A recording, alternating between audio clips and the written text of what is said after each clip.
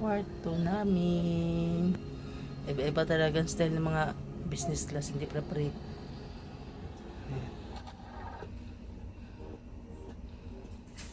May TV siya.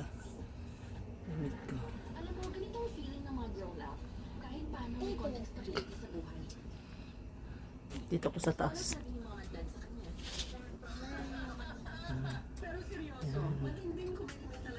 Sila Luna dito sa baba. Ayan.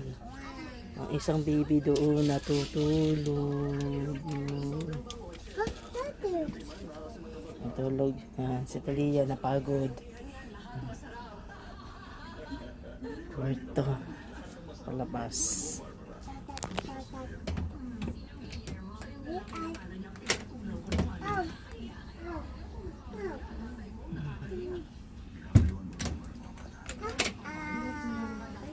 Ang aming mga bagahe. Ano.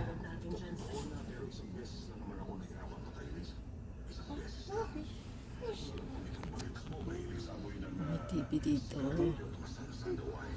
May lababo. Ganito lang kaliit.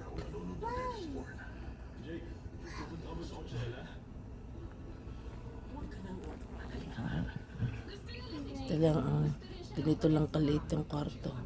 Iba-iba ang size. May malaking business class, may maliit. May good for 2, may good for 4. Di pareho. Depende sa Depende sa barkong sakyan mo. May mga gamit sa baba. May isang upuan.